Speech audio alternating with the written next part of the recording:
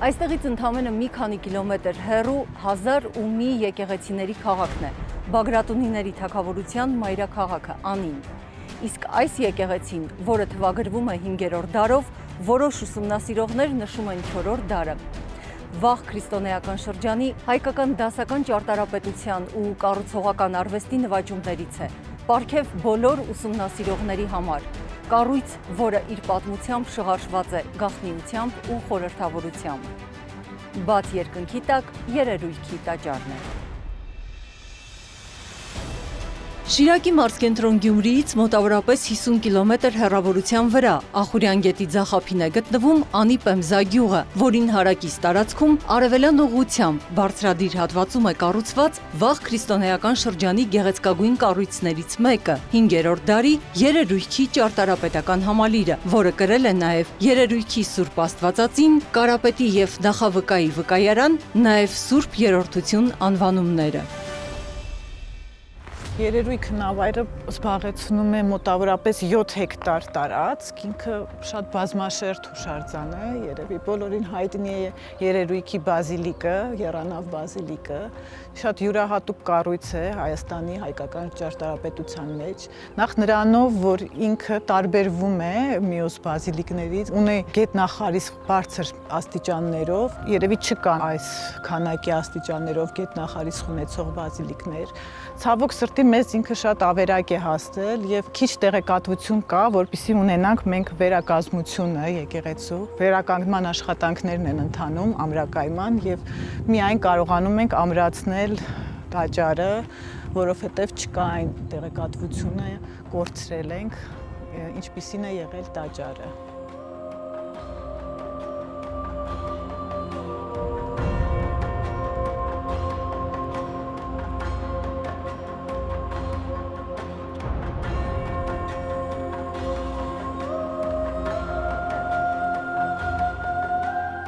Երերույթի համալիրի հուշարձանը խմբերի մեջ է մտնում նաև Պարիսպը, տաճարի հյուսիս և արևելք։ Այս հնավայրում են արարված նաև ժայռափոր սենյակները, որոնք գուցե և եղել են դեռևս վաղ քրիստոնեական շինություններ։ Կա նաև մի փոքր կառույց երկթեք տանիքով, տարբեր մասնագետներ տարբեր են վերագրում, թե ջրամբար են որպես ֆունկցիա նշում, նաև դամբարան է նշվում։ 2009 թվականից այստեղ կատարվել են պեղումներ Պատրիկ Տոնապետյանի գլխավորությամբ, Ֆրանսիայի հետ համագործակցելով, եւ իրանք շատ հետաքրքրված էին նաև այդ փոքր կառույցի ֆունկցիայով, ինչ կիրառություն է ունեցել, եւ նրանք են առաջ բերել դամբարանի վարկածը։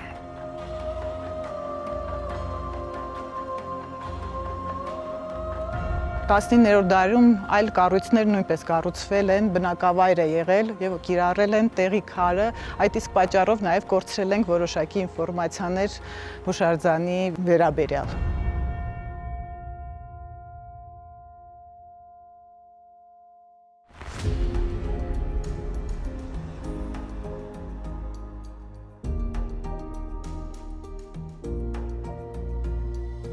Հետաքրքիր է, որ հսկայական այս կառույցի մասին մեր պատմիչները տեղեկություններ չեն հաղորդում։ 1842 թվականին տեսնելով տաճարը, պատմաբան, հնագետ, մատենագետ Հովհաննես եպիսկոպոս Շահ Խաթունյանցը այն անվանել է ամենապայծառ հոյակապ եկեղեցի։ Երերույթն ուսումնասիրել են Նիկողայոս Մարն ու Թորոս Թորամանյանը։ Իդեպ տաճարի կառուցման հետ կապված նրանք ունեցել են տարբեր կարծիքներ։ Թորամանյանը կարծում էր, որ շենքի ներքին ձևը հունական ստելլայի կամ բազիլիկի տիպն ունի, որը եթե ոչ նախաքրիստոնեական, ապա Հայաստանի քրիստոնեության սկզբին էր հիմնված, այսինքն մի պարզ սրահ կրոնական արարողություններին հատուկ։ Մինչդեռ Մարը տաճարի կառուցումը թվագրում է 5-րդ դարի վերջ, 6-րդ դարի սկզբով։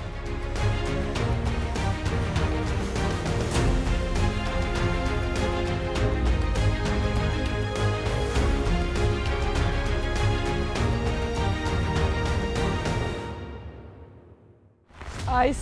տաճարը շատ կարևոր հուշարձան է, Հայաստանի Իսկ կարծում կարող եմ ասեմ, որ ամենակարևոր է կամ թե ամենակարևորների մեկն է եւ մենք առաջին անգամը իտալացիները կանչվել են երկրաշարժից հետո որ երկրաշարժերով այս հուշարձանը վնասվեց եւ հայկական կարևորությունը ցուցակ ստեղծեց այն ամենավնասված եւ ամենակարևոր հուշարձանները։ Երևույթ է այս ցուցակի մեջ էր եւ իտալացիները հաստեր եկել են Պոլիտեխնիկո դի Միլանոից եւ Վենեդիգի համալսարանից, որպեսզի սկսեն հետազոտությունը։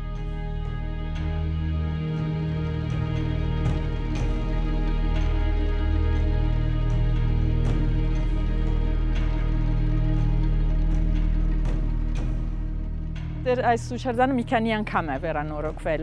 Առաջին անգամը 1928-ին Քանդեր Պորտալի միջև այն բادرը թերել են եւ ներսում նույնպես շատ մեծ աշխատանք են արել։ Հետո նորեն 50 տարիները չափակրեցին հուշարձանը եւ նախագիծ են սարքել, բայց այնտեղ ինչքան որ հասկացանք աշխատանքը չէր իրականացված։ Եվ հետո սկսած են աշխատել նորեն 87-ին եւ այն ժամանակը աշտարակի ներքևի մասերը սարքեցին 1995-ը World Monument Fund-ը եկավ Հայաստանում եւ ուզեցան վերանորոգել հուշարձանը մի մարդ կար Գյումրիից որ շատ էր սիրում հուշարձանը եկավ աշխատել Ամերիկայում եւ գտավ մի քանի ֆինանսավորները որպեսզի ամրագայի այս եկեղեցինը բայց այն ժամանակը ոչ մի բան չկար եւ այլն օգտագործեց երկաթագիծ երկաթները որ շատ տեխեր էին եւ նույնպես լավ չէր հուշարձանի համար եւ մենք աշխատել ենք որպեսզի այս խնդիրը լուծենք 2002 ICOMOS UNESCO եւ իտալական հուշարձանների եւ մշակույթի կենտրոնը միասին աշխատեցինք որպեսզի ամրագրենք հուշարձանը եւ նույնպես նույն ֆիրման որը հիմա իրականացնում է աշխատանքները 2002 այստեղ աշխատեց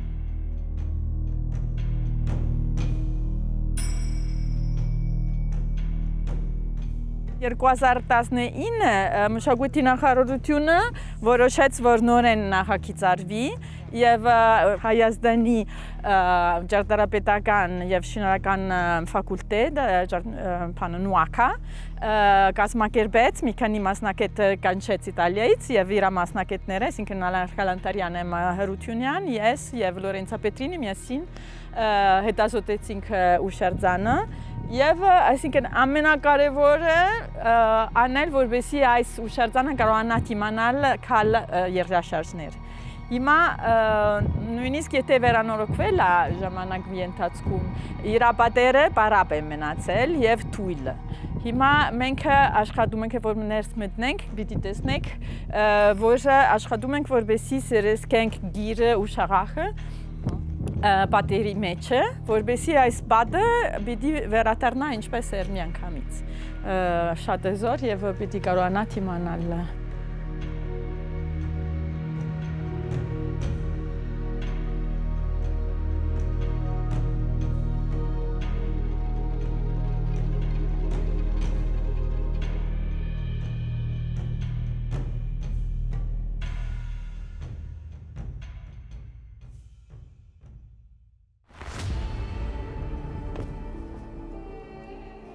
Այստեղ նույնպես կարելի է տեսնել այն հին վերանորոգումները, այսինքն 1928 այս պատեր ավելի տեղին քարերը թերած են եւ այստեղ թերած էին բետոն, ցեմենտը, որ շատ տեխեր էր եւ հիմա մենք քանդեցինք Եվ նոր շերտը պիտի ստանանք, որպեսզի սիկա պիտի չերևա։ Վերանորոգումի մոտեցումը սա է, որ պետք է որ առանցացնես այն նոր քարերը, բայց ոչ թե այնքան շատ, այսինքն պետք է մոդիկից տեսնես։ Եթե ոչ, որ մտնում ես, ավելի արագ տեսնում ես վերանորոգումը, քան թե հուշարձանը։ Հուշարձանը պետք է տեսնես առաջ, եւ վերանորոգումը պետք է շատ չի երևա։ Հիմա այստեղ դուք այս շլանգերը տեսնում եք։ Հիմա մենք լավ մաքրում ենք քարերի միջևը եւ դնում ենք այս շլանգները, որպեսզի ներսը մտնենք շաղախ։ Այս շաղախը ստացում ենք օգտագործելով գիրը եւ պեմպսայի փոշի։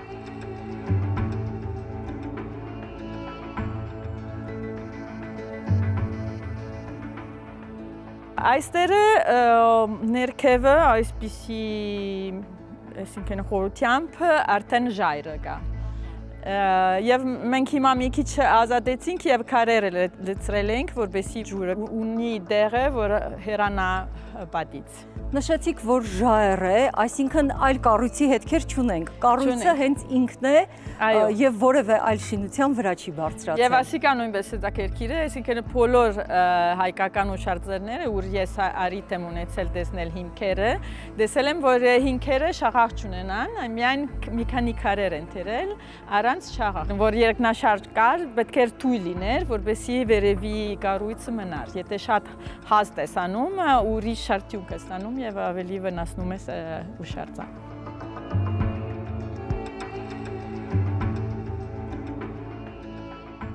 Տանիքը ոչ մի բան չանենք, հիմա այն 2002 որ աշխատել ենք, այնտեղ վերևի մասը արդեն փակեցին գրաշարախով, հիմա մարդիկը քննարկում են ինչու բերում եք գիրը Իտալիայից, պարզապես այստեղ Հայաստանում մենք ունենք շատ լավ ընդիր գրաքարը, բայց չկա գործարանը, որ ուր լավ գիրը ստանալու են։ Ես անընդհատ առաջարկում եմ, եթե ֆինանսավորող կա, թող այս գրի արտադրումը ստեղծվի նորեն Հայաստանում, որովհետև մենք ստիպված բերում ենք Իտալիայից։ Վերանորոգումի ընթացքում նյութերի որակը շատ կարևոր է եւ նույնպես կարևոր է շատ մաքուր աշխատանք անել։ Այդտեղ որ տեսնում եք այն ցեմենտի հետքերը, որ թողել են անցած վերանորոգումներից, հիմա մենք փորձենք մաքրել, բայց մաքրել հետո շատ դժվար է։ Մեկ ցավալի հանգամանքի պետք է անդրադառնամ, տեսնում ենք քարերի վրա հետքերը, սրանք մաքրվելու են թե մնալու են։ Լավ, սրա մաքրելը դժվար է, որովհետև շատ խոր են։ Հիմա նախատեսված է, որ մենք ամբողջական վերանորոգենք, որ մինչև վերջը պիտի ունենանք աշխատանքը, ավազի պոշյով մի քիչ ծածկենք, բայց անպայման պիտի հանենք այս հետքերը, այն վատ շաղախի հետքերը։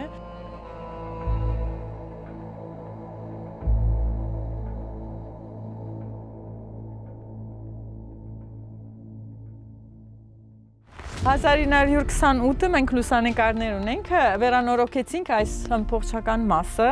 եւ այս հյունը դերել են եւ նույնպես հոյակը եւ բազաները, սա եւ նա։ Այնտեղ որ տեսնենք, մենք միայն փոքր մնացորդ ունենք, ինչպես էր այս բազան, որը համեմատում է Անիկա։ Հիմա մենք նորեն պիտի տնենք նոր բազաներ այս կողմ նույնպես, բայց այստեղ պիտի պահպանենք իր մնացորդը։ Այս մասը սյուները կային, բայց չեն պահպանել եւ բազաները չկան եւ դժվար է տարբեր առաջարկներ կան։ Ինչպես էր, բայց դեռ ոչ մի վստահություն չկա։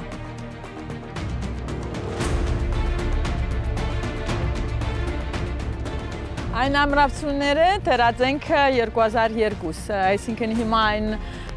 երկաթի մասը շատ սիրուն չի, բայց այն ժամանակները շատ դժվար էր նյութերը գտնել եւ այլն, եւ այն երկաթները մինչեւ ներս են մտնում մի քանի մետր եւ կապում են պատը, որովհետեւ այս պատը բացվում էր, որովհետև վերևը կամար չկա, տրվեց։ Այսինքն մնալու են, թե ինչ-որ ձևով փոխելու են։ Մնալու են, հիմա այս նոր աշխատանքները նույնպես այսպիսի ամրացությունները պիտի անենք մյուս կողմերը եւ այլն, բայց հիմա տեխնոլոգիան ավելի զարգացել է եւ պիտի չերևան։ Այս ստիլոպատը միայն էսթետիկապես է դրած, այսինքն չի բերում շրջանի ծառությունը եւ մենք որոշեցինք վերանորոգել այսպես, տեսնում եք հիմա դեռ չվերջացած է աշխատանքը, բայց այսինքն որ մի մաս բակասումը մենք օգտագործում ենք հին քարերը եւ պիտի լավ հետո կպսվի եւ այսպես պիտի չերևա որ մեր աշխատանքը աշխատենք որպեսզի պահպանենք այնքան շատ իր նյութերը, իր ֆորմաները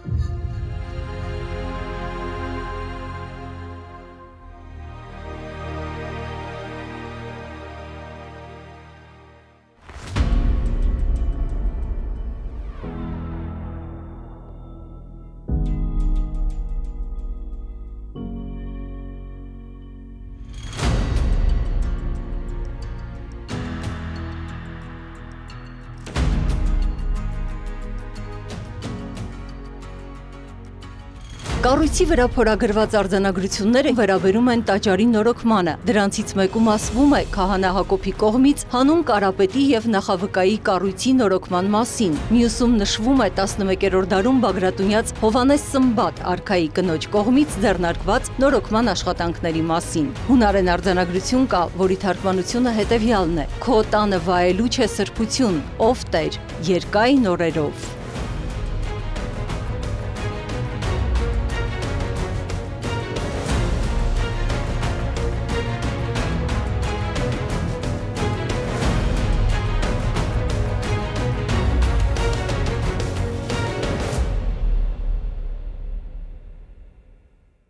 Տաճարի նորոգման ամրակայման աշխատանքները պլանավորվում էին դեռ մի քանի տարի առաջ, քանի որ ընթացիկ ուսումնասիրությունները եւ մշտադիտարկումները ցույց էին տալիս, որ կարիք կա, եւ նախարարության պատվերով Ճարտարապետության եւ Շինարարության ազգային համալսարանը սկսեց երերույթի նախագծման աշխատանքները, որում ընդգրկվեցին նաեւ արտասահմանյան իտալացի մասնագետներ։ Նախագիծը ունենալուց հետո արդեն նախարարությունը նաեւ սկսեց այլ աղբյուրներ փնտրել ֆինանսավորման, ոչ միայն այսինքն պետական բյուջեով, այլ նաև այլ աղբյուրներից եւ նախարարության ենթակայության պատմամշակութային ժառանգության գիտահետազոտական կենտրոն ՊՕԱԿ-ը դիմել էր ամերիկյան դեսպանների մշակութային ժառանգության արժեքների պահպանության այդ դրամաշնորհին եւ ունեցանք ուրախություն մեծ ֆինանսավորում առաջին տարվա համար։ Աշխատանքները արդեն, ինչպես տեսնում եք, մեկնարկել են եւ դրանք շարունակական են լինելու։ Արդեն կքննարկենք նաեւ դեսպանատան հետ շարունակական ֆինանսավորման պարագայում աշխատանքները կշարունակվեն նույն աղբյուրից, եթե ոչ նախարարությունը, պետությունը կամ պետական բյուջեից միջոցներ կհատկացվի կամ այլ աղբյուրներից կգտնվի, բայց կարող ենք վստահորեն ասել, որ շարունակվելու են աշխատանքները եւ նախագծով նախատեսված բոլոր աշխատանքները իրականացվելու են։ Իհարկե այստեղ ուզում եմ հատուկ շեշտել, որ բոլոր աշխատանքները չեն նշանակում, որ տաճարը ամբողջությամբ պիտի վերականգնվի, այլ նախագիծը միտված է ամրակայել, նորոգել մասնակի փոքր հատվածներ կան, որ կվերականգնվեն, բայց ընդհանուր առմամբ արտաքին տեսքը գրեթե չի փոփոխվելու։ Մեր նպատակն է պահպանությունը ապահովել, ամրակայումը, հետագա վիճակի վատթարացումը, որպեսզի կարողանանք անխաթար փոխանցենք արդեն մեր հաջորդ սերունդներին այն տեսքով, ինչպիսին որ ունենք։ Համայնքի հետ լավ համագործակցություն ունենք, որպեսզի տարածքը դառնա պատմամշակութային արգելոց եւ կառավարության համապատասխան որոշումը արդեն շրջանառվում է։ Այս տարի պիտի որ ունենանք արդեն երերույթին հատուկ արգելոցի կարգավիճակ կստանա։ Երերույթը գրանցված է ՅՈՒՆԵՍԿՕ-ի համաշխարհային ժառանգության նախնական ցանկում, որպեսզի կարողանանք պատշաճ պահպանություն ապահովել նաեւ վերականգնման եւ նորոգման աշխատանքներից հետո։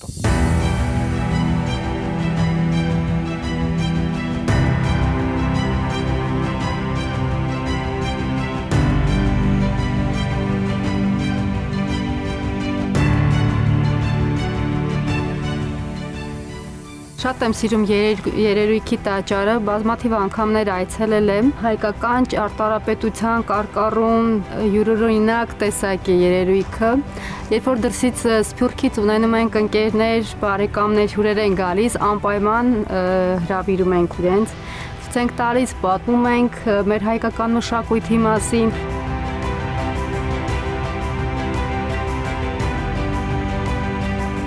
Մեր վանկը կոչվում է երերույթի տաճար, 5-րդ տարի վանք է։ Ու տես ոնց վերանորոգեցին, ընդիր ձեռքերով, ամեն ինչով սարքեցին։